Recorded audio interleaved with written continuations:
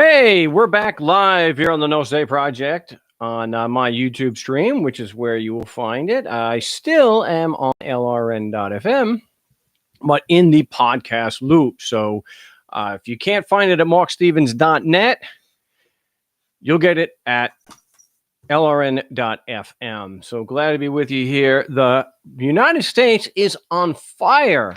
Holy crap. I think I read somewhere that with the scope of the protest, it's the most in American history, even more so than during the Vietnam era. So, wow, took a while for people to catch up to this level of police brutality that a lot of people deal with on a regular basis. The rich, of course, never do, but I appreciate everyone tuning into the show. Someone said I actually got downvoted before we even started the show. I didn't even know that was possible. I don't even know how everybody was even chatting on there, but what the hell do I know? It is June 6th, 2020. Yeah, it feels like it's really only been 6 months into 2020. Oy vey, the things that have happened in and out of my personal life. Oy vey. Corona riots, lots of left. Cop kills a guy and they torch the neighbors. Yeah, well, we can talk about that. I did put in the show notes the number 717-275-8941. That's 717-275-8941. The passcode is 123-3428. And you can always get me on Skype by instant messaging me first. I will get the instant message here. I get a notification that I can tell. It matches my shirt. So yeah, Frank Rizzo 3 will get you into the show. So if you want to talk about the riots and everything that's going on, yeah, 717-275-8941. The passcode is 123-3428. I've been talking about police brutality and the brutal nature of the system since I started doing the show. Started talking about that stuff way back with Adventures in Legal Land. And that was I did that in 2003. And then, yeah, Sissel Chest. Yeah, we'll paint each other up. Government Indicted is already 7 years old, and someone sent me a video, and someone mentioned the book in there, and I don't even know who it was, but I do appreciate people doing that. Yeah, we need more Frank Rizzo right about now in the world. Yeah, kind of take care of things. Let's see if we get that. Is that a little better? I got that. Not that really should matter. Well, I'm going to get downvoted now. People start downvoting me because I moved the camera. I think that's the way it should be, right? That doesn't matter. But I needed a way to get, thank goodness, since I have a way to do a live broadcast, because otherwise I wouldn't be able to do that since I was taken off the LRN live calendar there. But that's how we do it. Hey, couldn't do that even 10 years ago. So, yeah. Wow. I've mentioned this on the show many, many times. It bears repeating. When you have video of police brutality or a police incident that is worthy of news and being reported, the important thing to remember is do not release the videotape until the police have already done their false report. This is something it's actually starting to gain traction now, that one of the demands like they're doing in Hong Kong is that police testimony is inadmissible unless it is backed up by not webcam, but it's backed up by a body cam. Because the amount of lies that spew forth from cops' mouth is just, wow. Well, when you've got an impeached president that lies like a fire hose, everything is a lie, and he's encouraging them to use more violence, Oh, well, if the impeached president can lie and get away with it, it must be okay. Must be all right. 18,000 plus false and misleading statements in less than 4 years. Holy crap. Although I will say that there are a few people that think that I have spewed 18,000 or more false statements, just in the last few weeks. So I think that might be a little low. I actually like the color there without all that. How do I guess it's reflecting too badly off of this, and that kind of messes up the whole dynamic of the of it there. But what do you do? What? No, not a big deal. So this is the case again. So like I titled this particular show is, people are protesting about police brutality. So what do the police do? They ramp up the police brutality. So as long as you keep complaining and protesting about us killing you, we're going to keep killing you. And there was an incident. Again, this is not nearly as bad of an example because nobody died. But I was actually born in Cheektowaga, which is a suburb there of Buffalo. And so there was video. Again, this is 2020. There was so much HD video. So that's, the nightmare of this is, well, what the hell do you do if you have deep fakes? I mean, you can fake this stuff. But this is coming from different sources, so I'm going to accept it as true. 75-year-old man approached police officers. He was a nonviolent protester, and he gets shoved, and he falls down, and he apparently starts bleeding from the head. I mean, once he falls down, he stops moving, and you can see blood actually pooling up. And even though this is what's so striking not to me, not to anybody who's an anarchist, anybody who looks at things ethically and not legally, see that, that wouldn't be surprised by this. But a cop has an initial reaction to the man bleeding and goes to kneel down, lean over, and he's pushed. He's pushed on his way, not pushed, but he's guided to stop. So you have all these cops. A 75-year-old man is bleeding from the head, and all the other cops just walk by.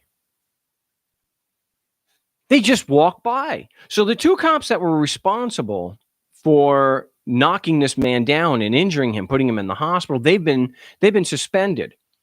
57 other police officers in protest. I forget what's the word. I don't know if they resigned or they're protesting it.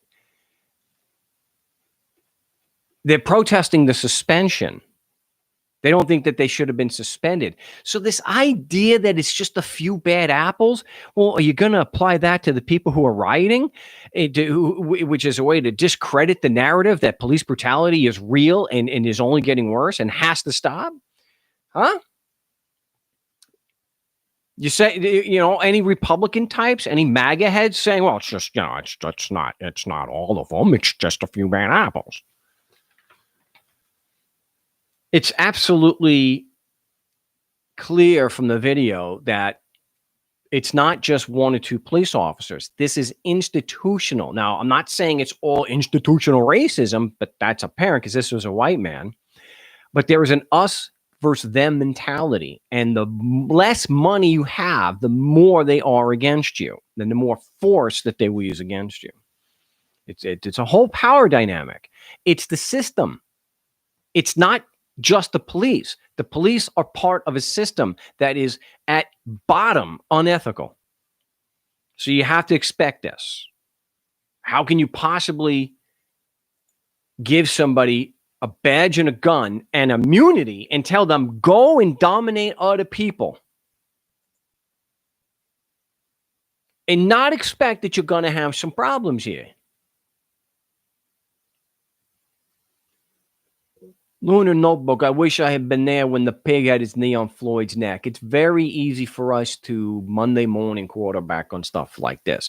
Those cops are armed to the teeth, as I mentioned, last show. They're not only armed to the teeth, they're already, demonstrating a callous disregard for human life. They don't even see you as human. So if it's valiant, if you're willing to, yes, if you're willing and you know that chances are, if you tackle that cop, they're going to light you up. And if that's what you're, if you know, I'm willing to put my life on the line to save an innocent person like that from a cop, great. I don't think we can necessarily judge harshly the people that didn't tackle that cop. The bystander effect. It's a very real thing, even if it's, it was misnamed. Well, they misnamed after Kitty Genovese. What happened? Because people did respond. That was not actually accurate. People did respond and call the police. But the police doing this, the official story, you would think this is a joke, but it's not. Remember, it's 2020. The cops have had a hair up their behinds for years about being filmed. They know in situations like this, everyone or most of the people have cell phones, and when the police start acting out, they are recording. It's going live stream on Facebook or YouTube. Hell, you can even do that on Instagram. And the police, they can smash the phone, but the footage is there. They can stop the footage, but they can't delete the footage. So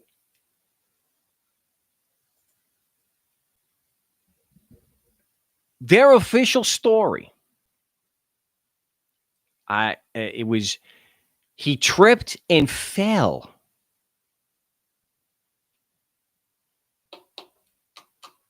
He tripped and fell. Well, considering the fact that there's something like a 30-something% higher rate of domestic violence with police officers, it's pretty damn high. Well, let's just say it's 25%. It's pretty damn high. They are 25% more likely to beat the living hell out of their kids and their wives or their husband. 25%. They're like 4 or 5 times more likely to do this. So not a surprise. He tripped and fell. So just like with these cops, when they beat the living hell out of their 5'2" wife, and she fell. She slipped. Hey, she slipped in the shower. What are you gonna do, huh? What are you gonna do? She slipped. She fell. Well, she tripped and fell. The statement from the police union for the Buffalo police said he slipped. Doesn't matter that this video. They slipped. How? I'm not saying that these people are stupid, because I don't think they necessarily are. But what kind of life are you leading where you can brazenly lie? It's already on the news. You can brazenly lie. And there's video. Well, this is why they're protesting. Because even when the crimes are on video, almost nothing is ever done. Almost nothing.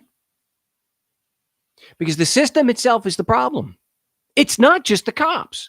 If the prosecutors held the police officers to the same standard that they did us, and they prosecuted police officers with the same vigor. Oh, am I ranting again? Is this going to count as a rant? Is half the people going to turn out now?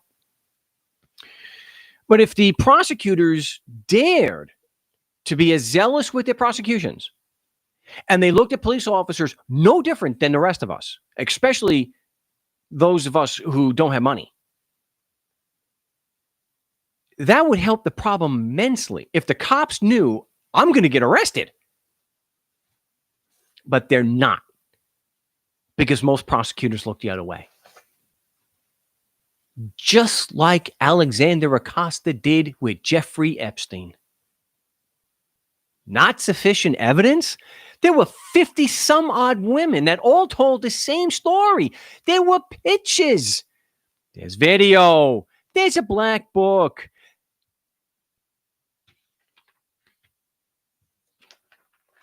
Not enough evidence?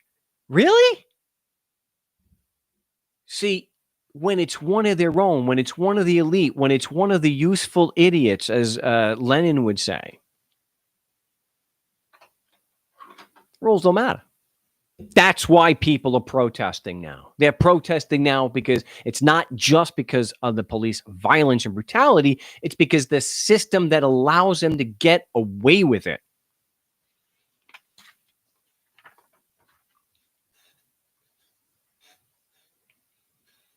But you look at the Serpico example.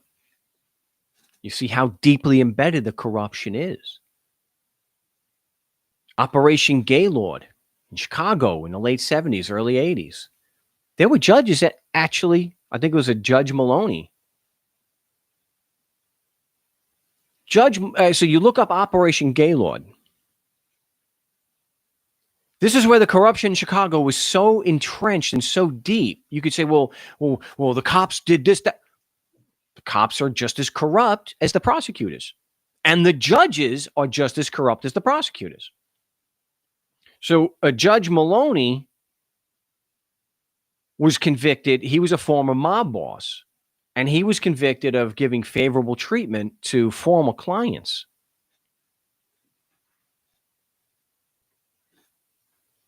So it's the system. And the system is as corrupt as it is. It's very easy to describe and show the causation.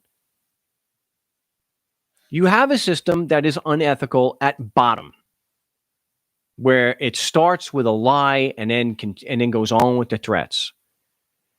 And that lie is that they are there to protect life, liberty, and property, or life, liberty, and the pursuit of happiness. They do that at the barrel of a gun.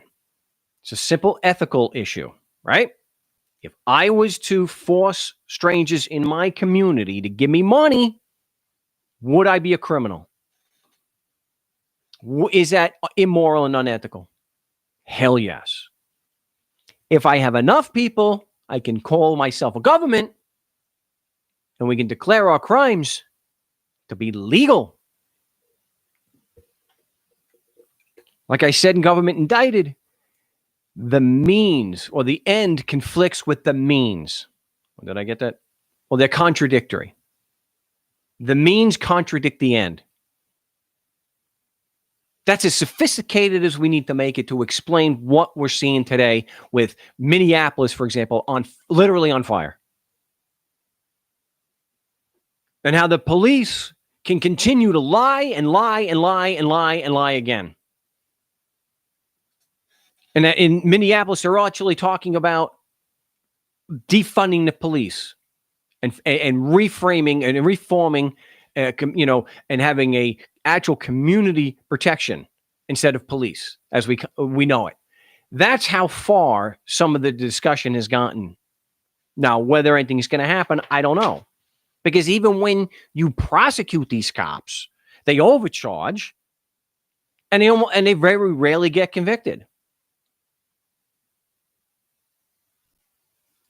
Ethics, a cop with ethics gets canned. Yeah. The cops who do blow the whistle get savaged. They get destroyed. Because what you have happen, just like with George Floyd, who was killed 9-10 days ago. What do they do? It's just like the Jean, who was murdered in his own apartment by Amber Geiger. What do they immediately try to do when the cops are caught red-handed murdering somebody? Just like with George Floyd. It's on video. You watch him. Oh, am I getting too excited for some? What do they do every single time somebody is murdered by the police? They got to find drugs. They've got to find some way to try to discredit him, as if smoking a joint in 2009 justifies being murdered today. Gene Botham. Oh, he had marijuana. So you just, that means it's okay to then walk into the wrong house and shoot someone dead in their own house. There's an EMT. They went to the wrong house. They already had the guy on the warrant. They went to the wrong house. They murdered somebody. They killed her. Second-degree murder, killed her. So what do? They charged the boyfriend. Oh, the boyfriend's not a pasty white European. He's not rich. Charge him. And that's what they're trying to do with George Floyd. There are people that are actually justifying murdering him because he may have passed counterfeit money. Now, imagine. I sound apoplectic.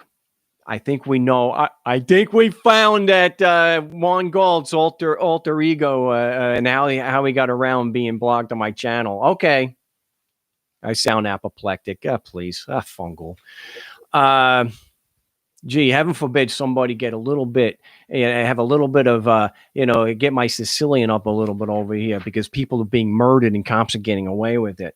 Well, you're supposed to just, is it a British thing? Is this poster, or is it, one must control his, it's not becoming, no, I dare say it's not becoming as somebody to show any emotion whatsoever because no. We don't want to, you just bottle those emotions up, and that's a tight upper lip, as we say. Of course, show no emotion whatsoever. Oh, no, I did it again. I can't help it. Give me a break. Imagine. You want to see somebody go apoplectic?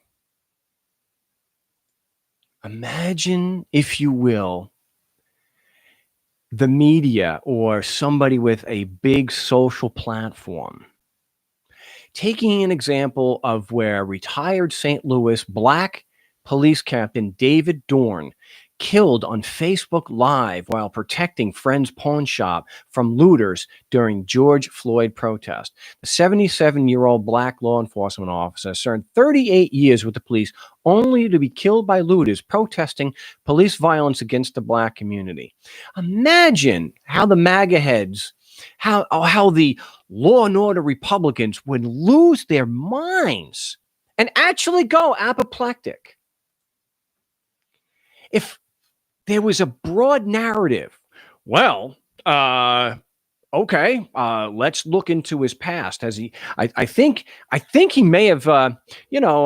I think he may have actually smoked pot and possessed marijuana before. Now he's 77. It might actually been 50-something years ago, but I think he is probably pot. And let's not beat around the bush here. I mean, he has been a cop for all these years. He's never been engaged in police brutality. He's never falsified a report. He's never looked the other way when a police officer was lying. Come on. The guy had it coming. He wasn't innocent here. Imagine how heads would explode if you started attacking the victims that were cops and started attacking their character. Wow. You know.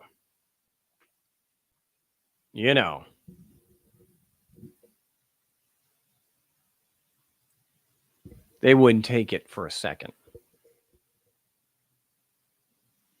They wouldn't. They'd lose their minds. They would grab their rifles and start protesting at the Capitol again. That's what they'd be doing. They'd be going crazy.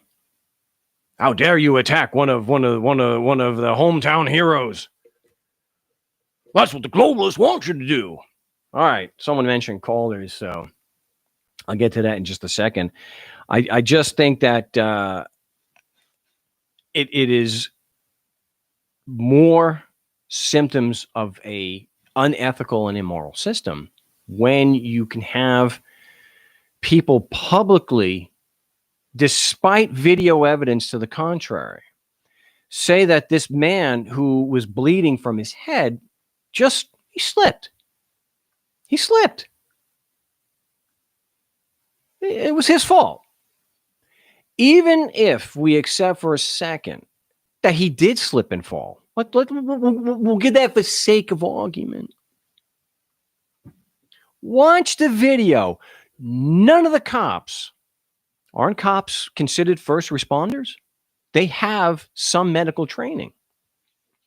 Not a single cop, other than the one who tried, none of them, they all just walk by, because we are not the same as them. To them, we are animals. No, I should say we're less than animals, because I imagine somebody, you see somebody's cops with their partner, the canines, the units, and they do love their animals. I'll give them that. So we're less than animals to them, because they just walk right by. Not a shred of empathy at least while on the job. So we'll go to some calls here. Hopefully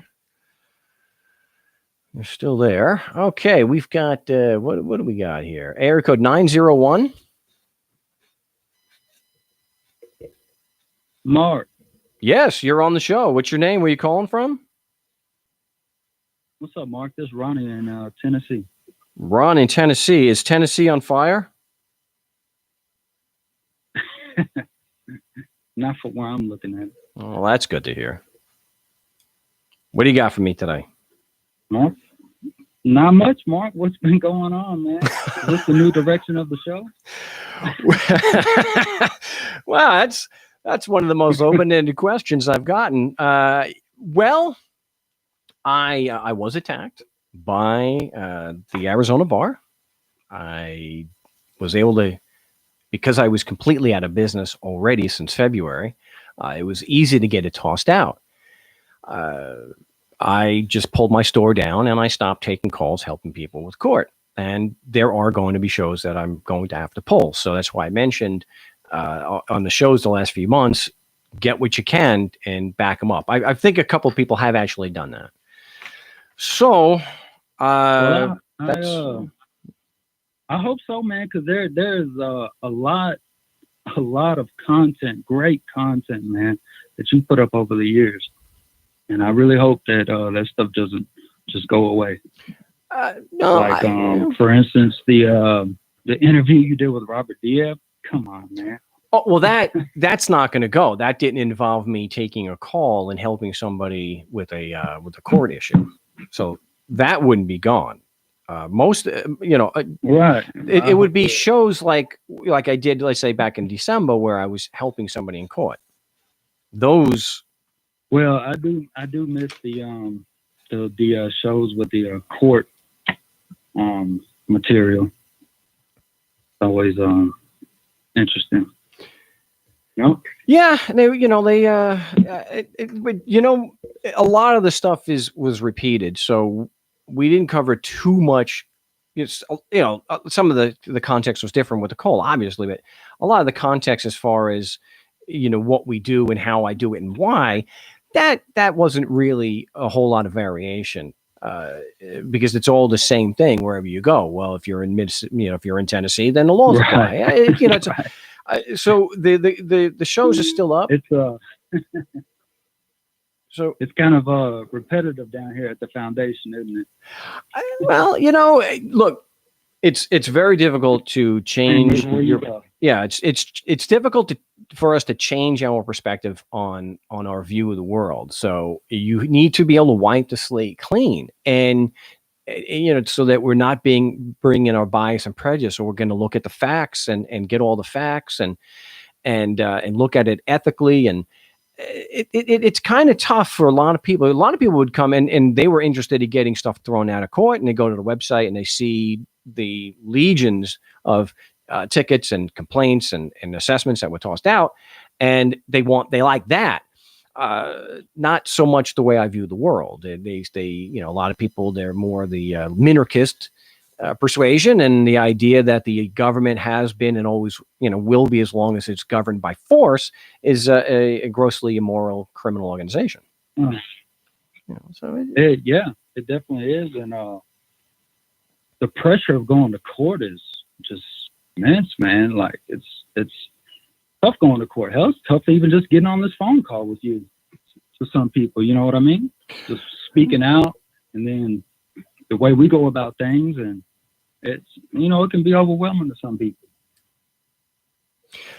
Yeah, some people just have an anxiety, a social anxiety, and that's why I've mentioned if you cannot get over your social anxiety, you're going to have to hire someone to talk for you.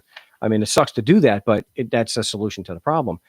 And I've said to people, if you've got an issue talking to me, you're going to get eaten alive in court because, like you said, I agree with you. I think court is a horrible place and it's very intimidating. I mean, anybody would be intimidated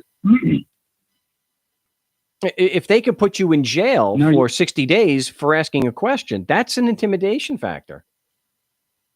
Yeah. And, you know, the judge will make his little slick, smart remarks. The peanut gallery behind you will be laughing. Judge will be trying to make you look stupid. And yeah, it's over. And then, not to mention the gun in the room, for sure. Overwhelming. Yeah, I didn't have a good experience myself. Well, I'm sorry to hear that. You know, it's I've always prefaced it based on my experience that has been replicated, or you know, other people have experienced the same thing going into court, and the intimidation factor is very real because you're dealing with criminals. Now, some people have taken that preface, which is based on facts, based on experience, and many people have called and replicated this and you know, and verified it. Right. They think it. I say that as all over the world. Yeah, all over the world. So critics have taken. Well, Mark is just saying that as a, you know, to excuse how bad his arguments really are. I'm like, well, no, that's actually based on fact. It is absolutely provable. And like you said, all over the world, we get so I remember when I first did Adventures, and one of the things I put in Adventures was people would say to me, because I started working with people outside of Arizona, and it didn't matter where they were. They would always come back to report to me and says, how did you know what the judge and prosecutor would say? It's the same stupid, because it doesn't matter. It's because it's all based on the same lies. So when I did Adventures of Legal Land, that came out, and I started doing shows, and I started working with people in Canada and England and Australia and whatnot. The same thing happened. We got the same responses in England. So, yeah, it's the same. Yeah, it was the same violent system. So we're getting the same stupid lies, and people deal with the same things. I'm not the only one who has gone in and made a legitimate legal challenge and had deputies, you know, stand right next to me or sit, you know, as an intimidation. Many other people. Right. That's intimidating. Yeah. Right. So, you know, if I or you or someone out, you know, if we just came out and said it was a criminal organization and we gave no factual background or context to prove that claim was true, then yeah, I mean, there are scammers online all day. Yeah, there are guys who do the Freeman on Land stuff and put the name in all caps.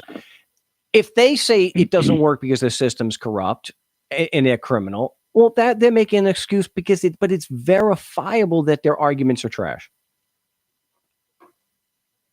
I started with the, you know, I came across this Freeman on the Land types when I first came across some information, and, you know, it sounded all good, fine and good. And years went by, and I came across your material, and I've been at the foundation ever since, man. None of that other stuff, that legality stuff,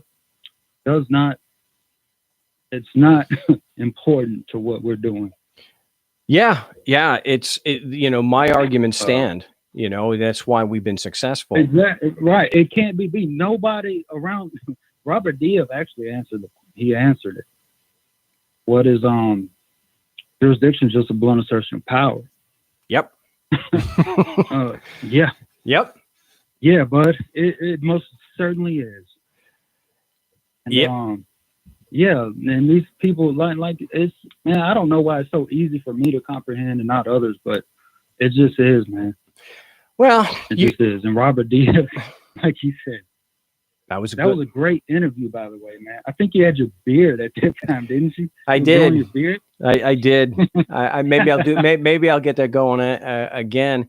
And I think that look, part of the problem has to be the way we're conditioned and what we know when we grew up. Look, people are if they're born in Alabama, there's a good chance they're going to be Baptist, and they're going to think that their religion is correct and everybody else is wrong. If somebody's born in Saudi Arabia, they're probably going to believe. And the same thing with India. If you're raised with Hinduism, you think that's the only true thing there. And so that's what we're looking at, I believe, and that you have people that come across as having some kind of knowledge and authority. So you have lawyers who have advanced university degrees who, they know statutes, they know laws, regulations, and they know interpretation. They know how to pull an argument apart. They know how to make an argument. They know how to do these things. So when they make arguments or claims that, look, the laws apply because you're here, that's the way it is. And if you want to challenge it, go shoot the legislature or vote them out. And they're taken seriously, and they give this false dichotomy. And I'm not saying it's from today. Thank goodness they're not doing that today. But that's some of the crap that you hear. You either shoot them and kill every one of them and take over, or you vote them out. That's the only. I think there's a peaceful option though, and but they're taken as an authority, and I'm just some schmuck from Long Island. Yeah, they always have those government types and government people. They always have a presumption of correctness following them around, don't they? They're going to default to the authority figure, and they'll say, well, won't that just piss the judge? And, look, I can't deny that challenging jurisdiction the way I do is not going to ruffle some feathers, of course. Look, you're confronting these people just like when you go to a city council meeting and you say, hey, if I was to do things like you guys, and I was to force the members of my community, the people over here, if I was to force them to give me money, would you consider me a criminal? You're gutting their presumption of legitimacy, and you're putting right there in front of everybody that they are criminals, that they're unethical. So that's why they scramble to get you out of there. They want to make excuses. They say, well, we have the law. And that just opens up the door for even more hardcore lessons for them to learn. And who wants to actually be exposed like that in front of, people? So, of course their defenses are going to come up. Well, I mean, it depends, depending on who's watching and whatnot. But yeah, even when they don't answer it, it still looks bad on them, especially when they give their escort. They escort you out of the building for, your time's up. Yeah. There's only been a handful of people to do the city council meeting, but it was still. Well, I urge people though, Ron, go and watch me confront Scott Bales with the Arizona Supreme Court. He's not on the bench anymore, but he was the Chief Justice at the time. And the interference they ran? Come on, man. Interference that they ran on you? And that, the end? Okay. Yeah. Well, Imran, who called a week or two ago, he was there. He's the one that asked the question before I did. He okay. And the guy let him ask question after question after question. And when I get up there, there's only one question. What did he say? The laws apply to me. The laws apply to you. They apply to everybody else because they prosecuted and put other people in prison. That was because of the other people in prison in a cage. That's what Scott Bales has to offer. Yes, this is a Harvard law grad who's the Chief Justice of the Arizona Supreme Court. And unlike these self-proclaimed experts on YouTube who bash me, that was the best he could do. I'd like to hear what that lawyer in Kansas can come up with. What? Oh, I'd like to hear what is his answer. He he didn't try to give. He made no attempt to pull the argument apart. See, when I they were done. See, when they're in an actual court proceeding, okay, they will address. If they address an argument, they will show why it's wrong. They will show that the facts are inconsistent, and then they will show that the courts have ruled different. With me, nothing. Sure. No analysis, no IRAC, nothing. Yeah, IRAC for you lawyers out there. Yeah, some of us know that term. He didn't even attempt to do an IRAC. He made no attempt whatsoever to actually debunk the argument. None. And why? Because he's got absolute immunity. There's nothing that could be done to him legally to hold him accountable for lying through his teeth about me. Not a thing. Not in Arizona. We'll see if the Texas bar and his and the Kansas University, if they think otherwise, that they got a guy on the staff that the ease in which he lies with. So hey, I appreciate the call, but I've got some other calls lining up, and I want to get to. Man, did I? All right, cool. Oh, well, I'll be live next week. No, I had some other things. Well, I'm sorry. It's just that we're running. We're already 40 minutes in, so and I got a full boat of calls. Hey, so what's the schedule like for the shows now? Just on Saturday for 1 hour? Just on Saturday, yeah. For the 1 hour?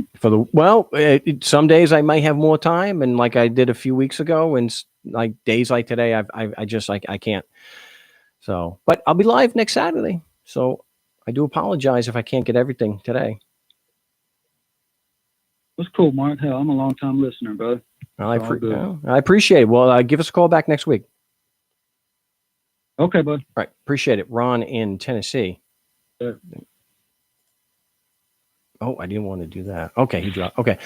Yeah, I didn't. I'll get to the next call. We have area code 773. Don't want to spend much time if or any other with this lawyer in Kansas, just to renew my plea. Hopefully everybody is being, good with this, to not try to contact him. I was on further reflection. I probably shouldn't have mentioned that he was a professor in Kansas. Shouldn't have mentioned some of the other details. I never gave the man's name. I don't intend on giving his name out publicly, but just for everyone who may not have heard it before, the ease in which this man lies, it is really dangerous for me and my family for anyone to do anything to try to contact him. We got to just let it go. If anything is done, I'll do it through legal channels. The Arizona bar has already taken to completely ignoring my request. I wanted my dismissal to be amended to include that there was merit to my defense. They said it was seriously considered. So if it was seriously considered, if it had merit and led to the dismissal, it should be included in the official dismissal. I have not heard back since I sent that email. So I do need to do a follow-up on that. So if anything is going to be done about these lies, it will not be done publicly on the air. I don't want anyone trying to contact him. Please respect that, because I'm the one who's going to suffer for it.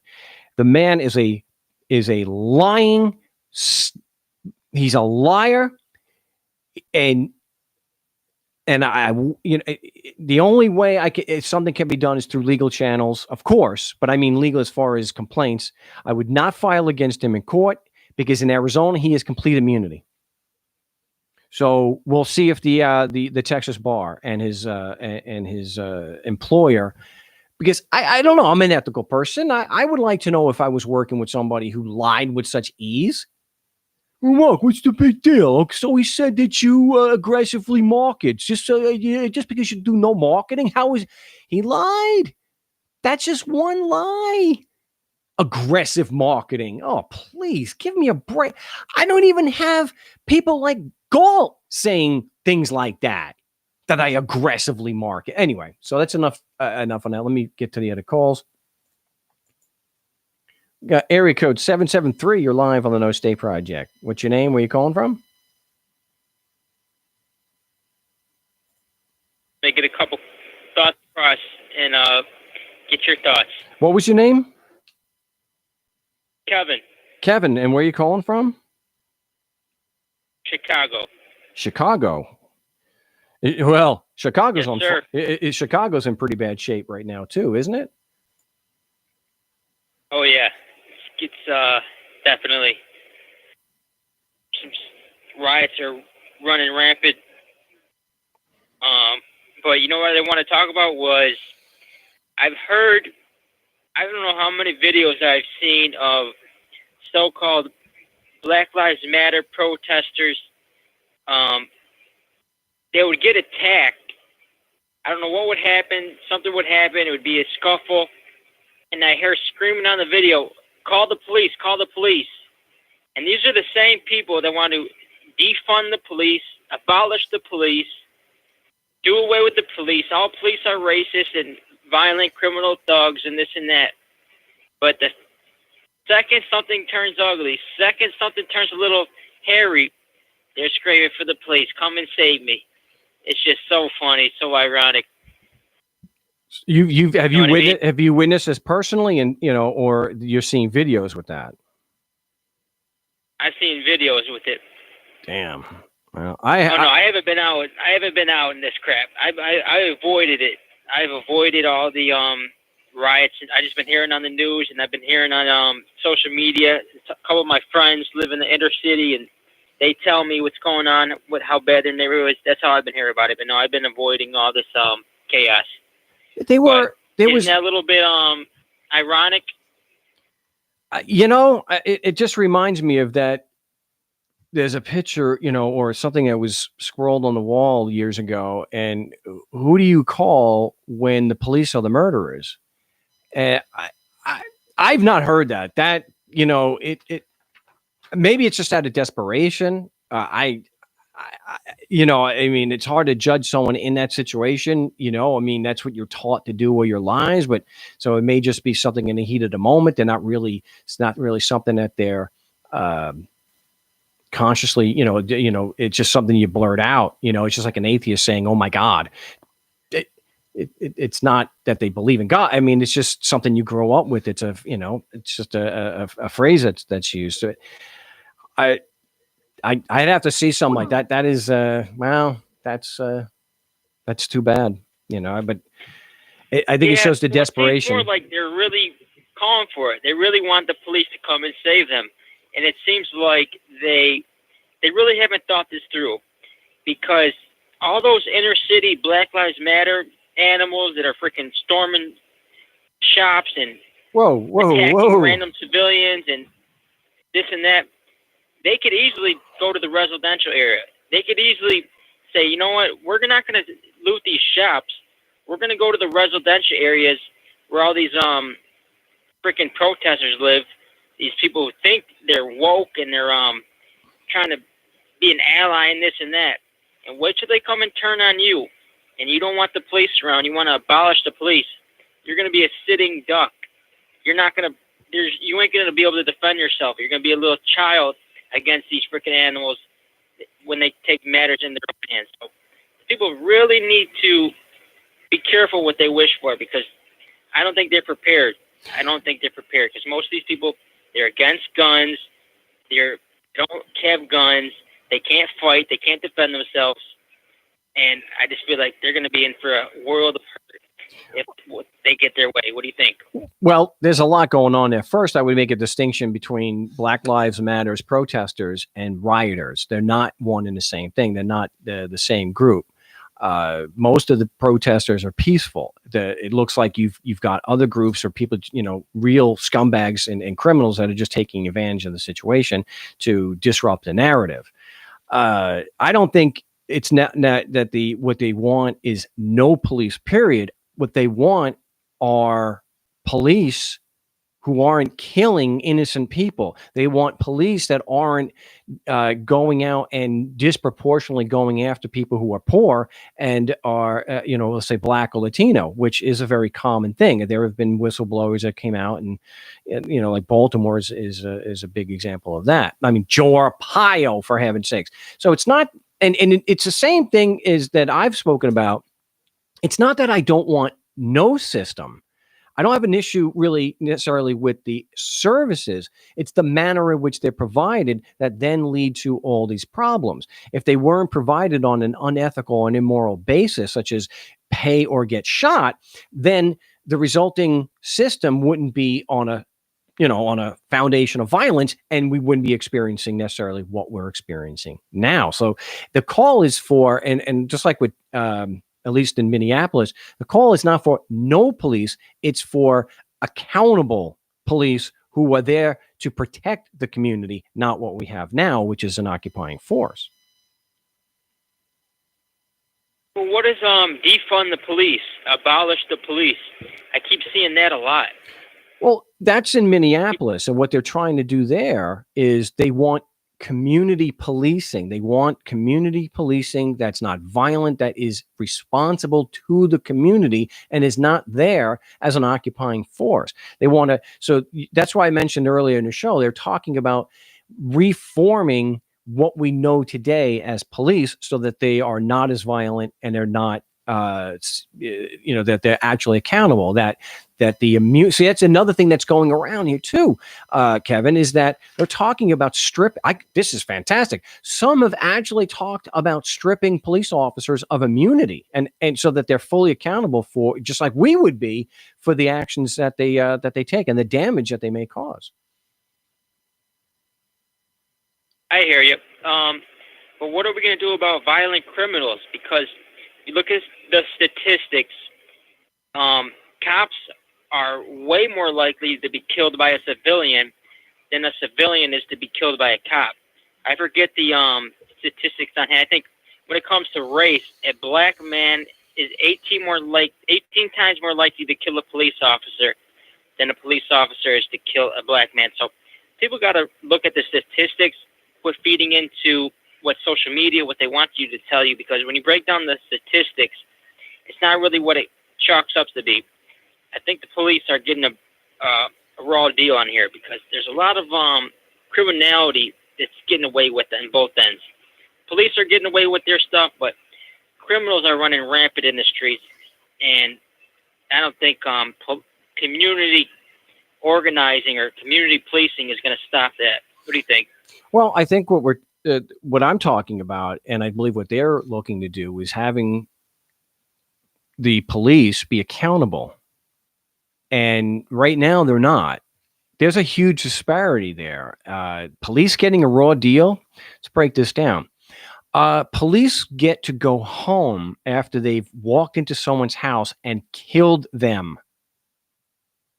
We don't. We get arrested, as you should. Police may not even be investigated. Joe Arpaio, we could sit here and talk for hours about the abuse that his office did. I was sexually abused by one of his officers. Me. I've went through this. And I know that police officers, now if someone is accused of sexual assault and abuse, they tend to get arrested. Do you know what happened to the woman and the man that allowed it? What happened to me happened. You know what happened to them? Nothing. Not a damn thing. So there is a huge power differential between the police and us. And that is what one of the things I think they're trying to correct. They're supposed to be enforcing property, life, liberty, and property, the right to that and protection. But that's not what they're doing. There is far more police violence against us than there is against police officers. So I don't know where you're getting the statistics. We as a whole, everybody, all Americans are far more at risk of being killed by a police officer than we are from a foreign terrorist. And we police officers kill over 1,000 Americans, well over 1,000 Americans every year. Police officers is not even in the top 10 most dangerous job. A lot of them are leaving now because now it is getting more dangerous because people are fighting back. But I can't agree with you that police are getting a raw deal. Not when Amber Geiger gets convicted of killing Botham Jean, killing him. She was convicted. The judge hugged her. So, do you know of any instance where a black man or a Latino killed a police officer and was convicted of it and the judge hugged them? No, I don't know that, but my point was regarding the statistics is, what do you think that statistic is a lie regarding the a cop is 18 and a half times more likely to be killed by a black male than reversed? You think that's just a made up statistic or something? I don't know if that is accurate or not. Let's say it is accurate. What's the corollary to that? How much more likely is a black man to be killed in a police encounter than a white rich man? How many times have you heard of the police doing a no-knock raid in Scottsdale, for example, or let's bump it up a little more. How many no-knock raids are in Cave Creek, Arizona, or Paradise Valley? How many are there in Beverly Hills? No one could seriously dispute that white rich kids in those neighborhoods don't smoke pot.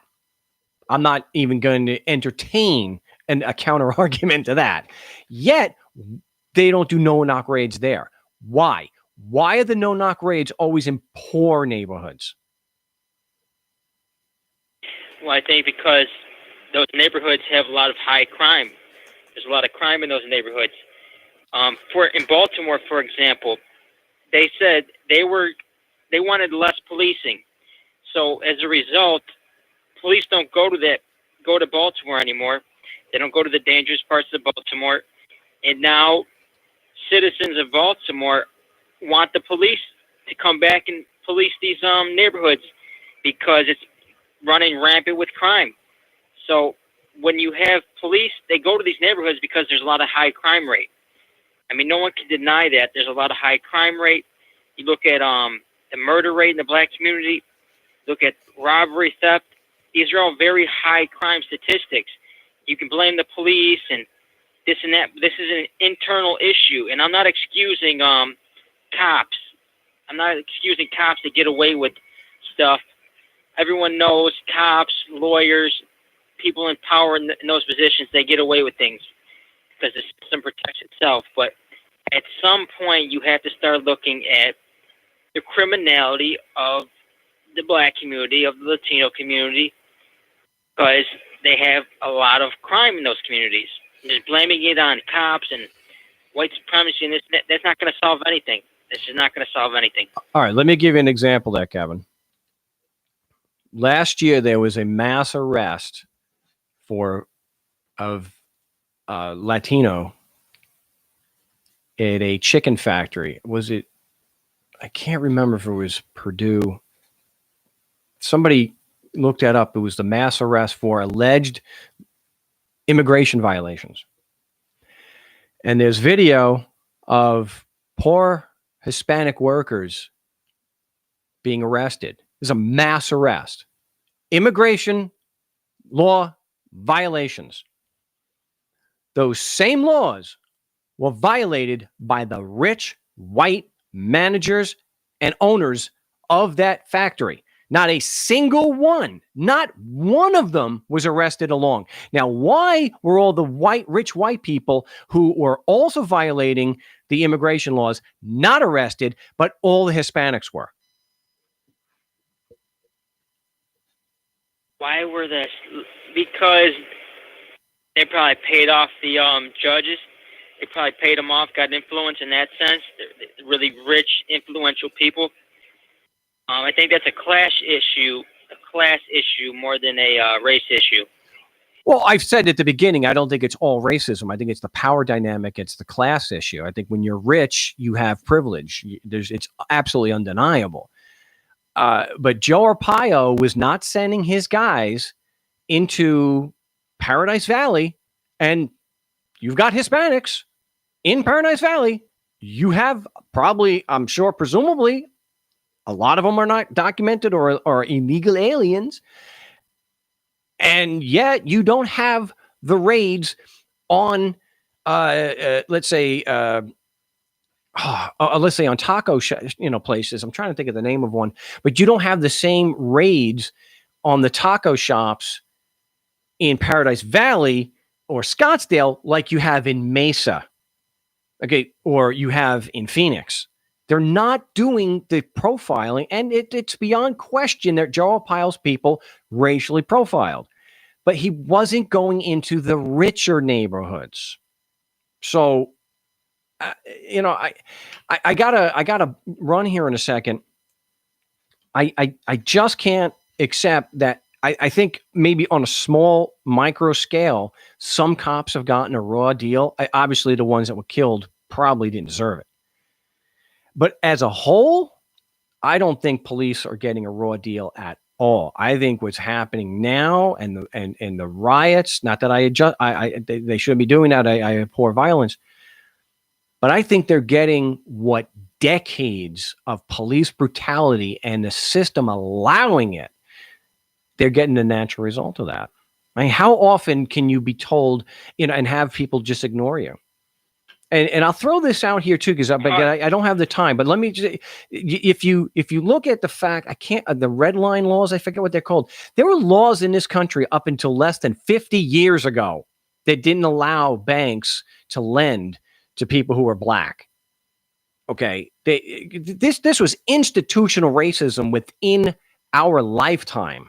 So racism is certainly a part of it, where they couldn't get loans and they couldn't get a mortgage. So it's very recent history. So do you really think that cops are getting a raw? I think you said a raw deal. I just think that all cops are racist. All cops are bad. That narrative. No one's arguing that rich people get off. There's a reason why Epstein was able to get off for years and years of being a pedophile blackmail operative for Israel. It's because he knows the right people, he's rich, and so forth. People who own these massive chicken companies and produce, they have these big businesses, they know people, they can get off with things like that. The cops, they know people, they have lawyers that are willing to defend them and things of that nature. So, of course, you're going to get off. No one's excusing that. I was talking about the criminality in these inner cities that no one wants to talk about, that no one's bringing up. They just want to gloss over these facts, the violent crime, the theft, and things of that nature.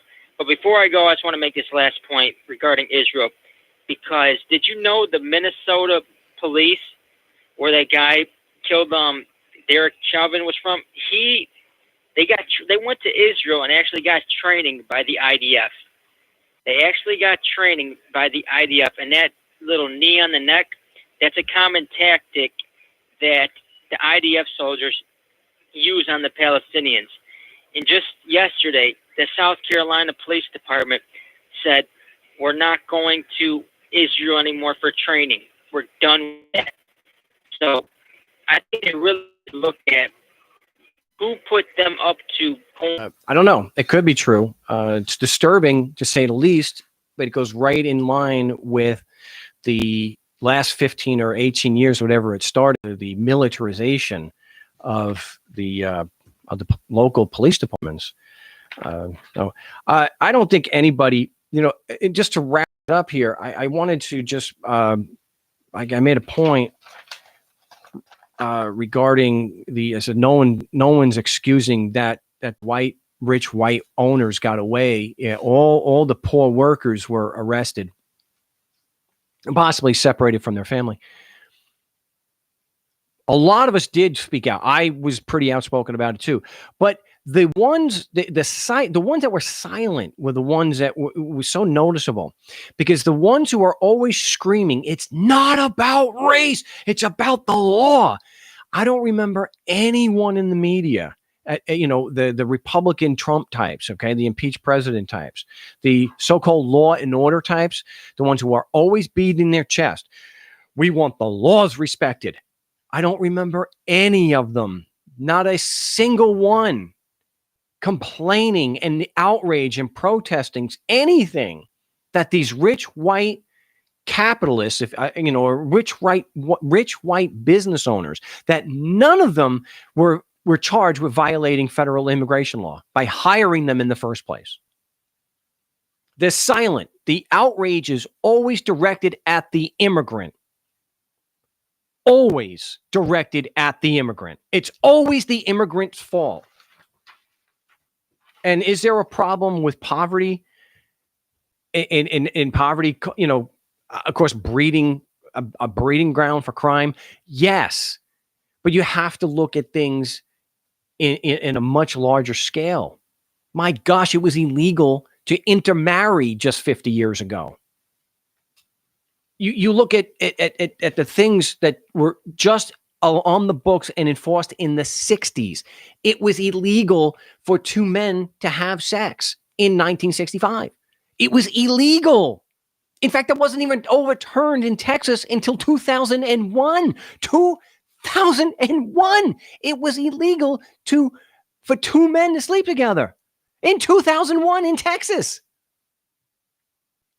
So you have to look at these things, Jim Crow and all that, separate but equal.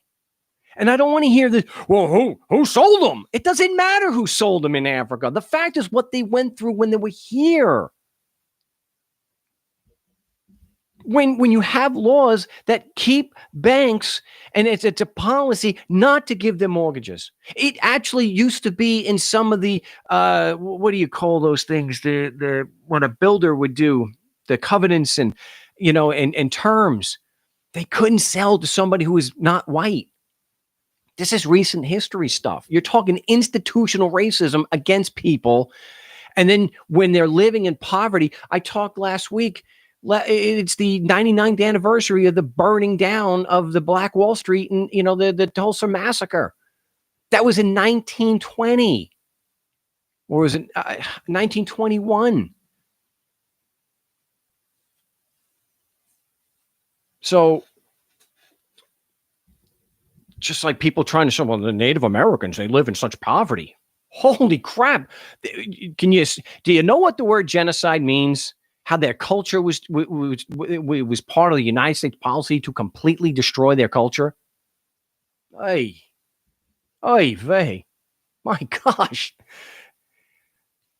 Just pull yourself up from the bootstraps. Really, I love the memes that came out with the bailout recently with the airlines. Oh my gosh, we can't. Well, why don't you stop eating the damn avocado toast and get yourself a side gig? You know, so here you've got the banks that all need to be bailed out. They're crying that they can't make it on their own. They need a bailout. But someone who's growing up in the projects in Baltimore should just work harder.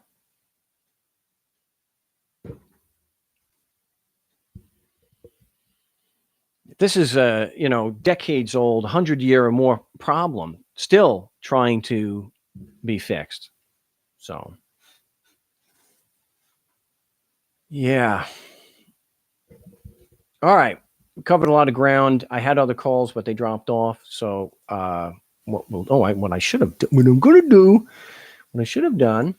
So we'll do that there. I think we covered a lot of ground here today. We'll continue the discussion. I wanted to look into the militarization training or the military training that the cops were getting in Minnesota.